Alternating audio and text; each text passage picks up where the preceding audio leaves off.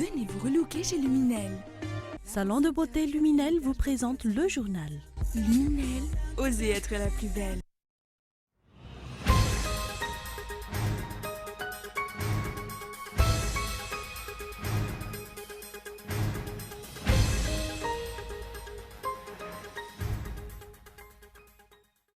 Une salle vide, c'est ce qui a attendu ce jour les journalistes à l'Assemblée nationale. Pourtant, compte tenu de l'ordre du jour sorti la semaine dernière, la ratification par Madagascar du protocole portant l'amendement de la DPIC de l'OMC de la loi 004/2017 devait se faire aujourd'hui.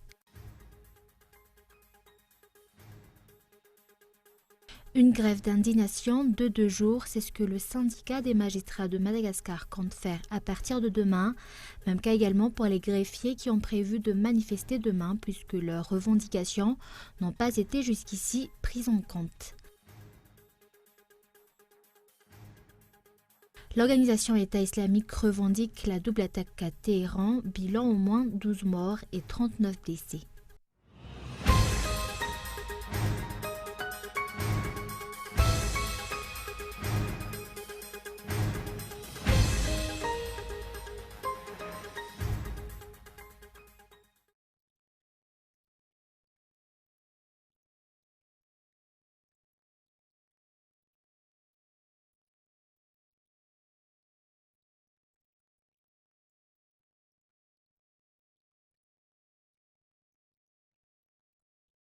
Bonsoir à tous et merci d'être fidèles à ce rendez-vous avec l'actualité en français sur Cool TV. Elle a eu une salle vide, c'est ce qui a attendu ce jour les journalistes à l'Assemblée nationale. Pourtant, compte tenu de l'ordre du jour sorti la semaine dernière, la ratification par Madagascar du protocole portant l'amendement de la DPIC de l'OMC de la loi 004/2017 devait se faire aujourd'hui. Reportage de Andra Gerston.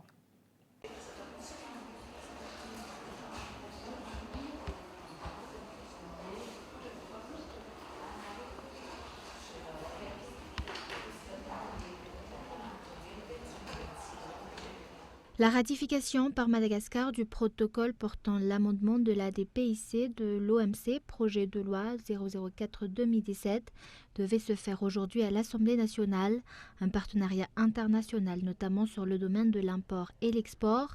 Mais ce jour, une salle vide, c'est ce qui a attendu les journalistes à l'Assemblée nationale. Les députés ont disparu. 1 mois et 5 jours que cette première session ordinaire de cette année a commencé. Pas de députés à l'Assemblée nationale. Les projets de loi qui doivent être adoptés arrivent en compte-gouttes, contrairement aux énormes sommes d'argent qu'empochent les députés. 25 jours, c'est le temps qu'il reste aux députés pour l'adoption de plusieurs lois dans cette session ordinaire. Les projets de loi sur l'exploitation des ressources naturelles, sur les fonctionnaires, sur l'industrie et tant d'autres encore. Et comme nous l'avons annoncé dans les titres, une grève d'indignation de 2 jours, c'est ce que le syndicat des magistrats de Madagascar compte faire à partir de demain et même cas également pour les greffiers qui ont prévu de manifester demain puisque leurs revendications n'ont pas été jusqu'ici prises en compte. La grève des greffiers commencera vers 9 h et aucun service minimum, que ce soit pour les magistrats mais également pour les greffiers. Mais actualité de ce jour également, un autre ressortissant indo-pakistanais a été enlevé ce matin vers 8 h du côté de Beourijk. 4 personnes cagoulées et armées l'ont enlevé, expliquent les témoins. Reportage.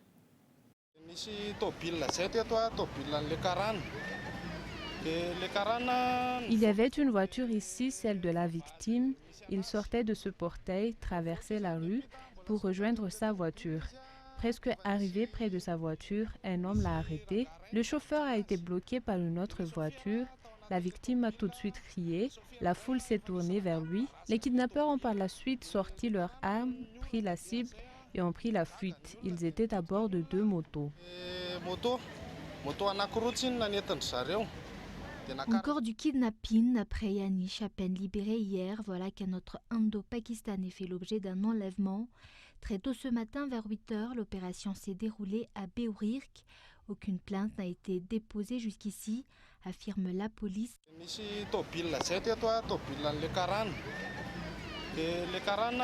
Il y avait une voiture ici, celle de la victime. Il sortait de ce portail, traversait la rue pour rejoindre sa voiture. Presque arrivé près de sa voiture, un homme l'a arrêté. Le chauffeur a été bloqué par une autre voiture. La victime a tout de suite crié. La foule s'est tournée vers lui. Les kidnappeurs ont par la suite sorti leurs armes, pris la cible et ont pris la fuite. Ils étaient à bord de 2 motos. Encore du kidnapping après Yanish, à peine libéré hier. Voilà qu'un autre Indo-Pakistanais fait l'objet d'un enlèvement. Très tôt ce matin, vers 8 heures, l'opération s'est déroulée à Beourirk. Aucune plainte n'a été déposée jusqu'ici, affirme la police nationale.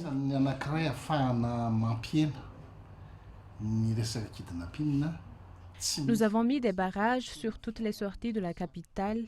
Le seul moyen de réduire les risques dans les affaires kidnapping, c'est de collaborer avec les familles et la communauté de ressortissantes étrangères victimes des rapts. Ces derniers temps, les familles sont réticentes et ne préfèrent pas collaborer.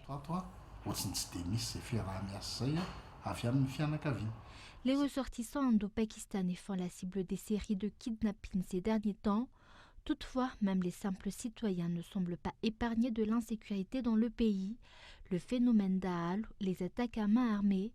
Pourtant, l'État a pu mobiliser des forces spéciales pour la sécurisation lors du sommet de la francophonie.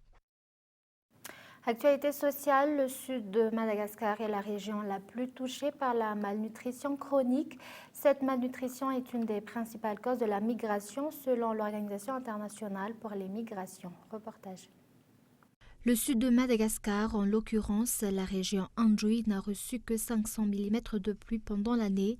Selon l'OIM, l'Organisation internationale pour les migrations, les cultures sont donc en danger. Les récoltes ne couvrent pas les besoins annuels de la population.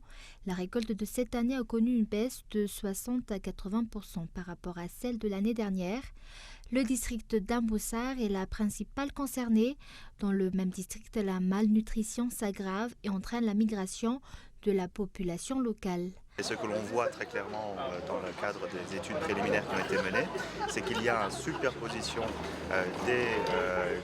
disons de la sécurité alimentaire et des phénomènes de mobilité. La mobilité humaine dans le Grand Sud intervient comme une stratégie de survie ou d'adaptation, une fois que toutes les autres stratégies d'adaptation ont été épuisées par les communautés locales. Et principalement en réponse à des difficultés locales, notamment d'insécurité alimentaire, notamment parfois de difficultés d'accès à l'eau ou de difficultés d'accès à différents types de besoins, notamment des moyens de subsistance. La migration intervient comme une stratégie de réponse à ces phénomènes-là, mais à son tour, la migration, dans ce qu'elle représente, peut entraîner un certain nombre d'effets et de conséquences négatives pour les communautés, encore une fois, d'origine ou pour les communautés de destination de ces migrants. Un atelier a été organisé par l'OIM ce jour afin de prévenir et anticiper les cas de malnutrition et de migration dans la région Anjoui. Cet atelier vise à soutenir les personnes les plus vulnérables en situation d'insécurité alimentaire dans la région sud de Madagascar avec le financement du gouvernement japonais. Actualité culturelle, Madagascar de demain, c'est le thème consacré pour le festival de bande dessinée Gasbull.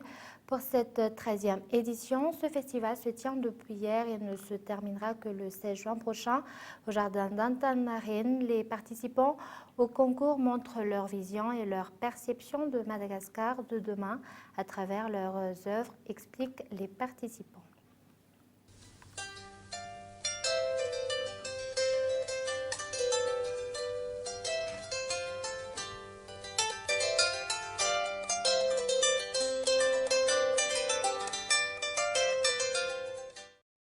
Et place aux actualités internationales, l'organisation État islamique revendique la double attaque à Téhéran.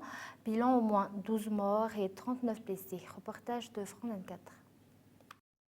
L'Iran était régulièrement la cible des menaces du groupe terroriste de l'État islamique, car c'est un pays chiite, car c'est un pays qui intervient en Syrie, qui intervient en Irak, au Yémen. Ils sont présents sur ces 3 zones. Donc effectivement, il y avait aussi une vidéo diffusée en langue persane il y a 2 mois, ce qui était assez nouveau, pour appeler effectivement à viser la République islamique. Alors, c'est les Iraniens sont sous le choc effectivement, car cela fait plus de 30 ans que Téhéran n'avait pas été touché par une attaque. Il y a parfois des incidents, notamment aux frontières, notamment dans le Sistan-Baloutchistan, qui jouxte le Pakistan et l'Afghanistan. Le dernier en date remonte à un peu plus d'un mois. 8 gardes frontières ont été tués.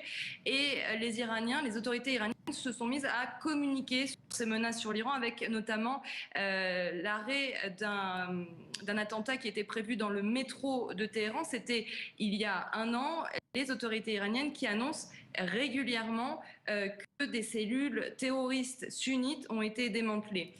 Ces deux entités qui ont été attaquées aujourd'hui, donc le Parlement, qui est le cœur du pouvoir législatif iranien, et le mausolée de l'imam Khomeini, c'est là où repose le fondateur de la République islamique. Ce sont des lieux hautement symboliques, donc c'est clairement la République islamique qui a été visée aujourd'hui en Iran.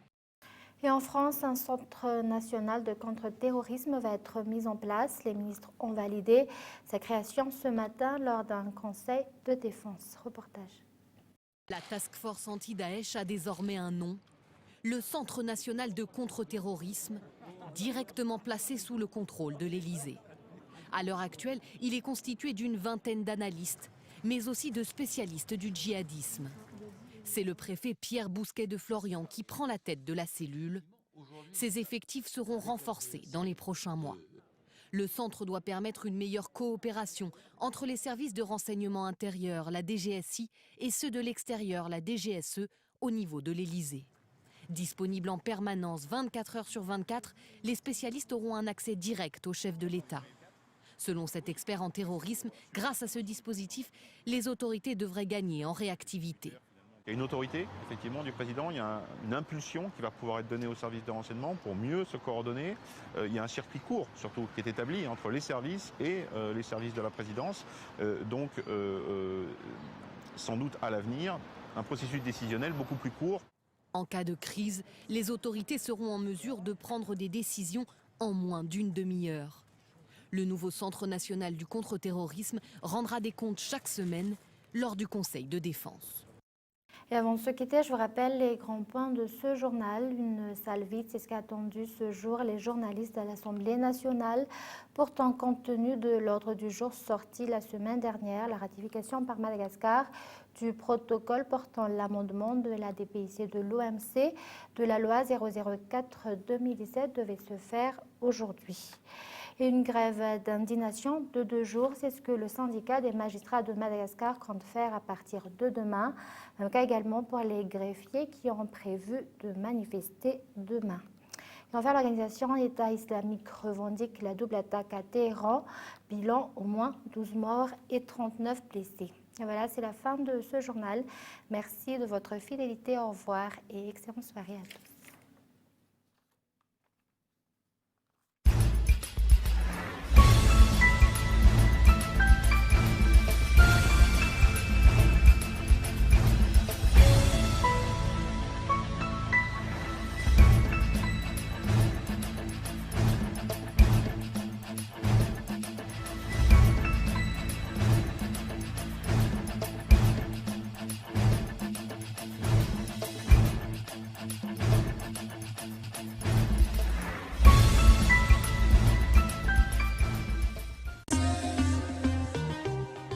Venez vous relooker chez Luminel. Le journal vous a été présenté par Salon de beauté Luminel. Luminel, osez être la plus belle.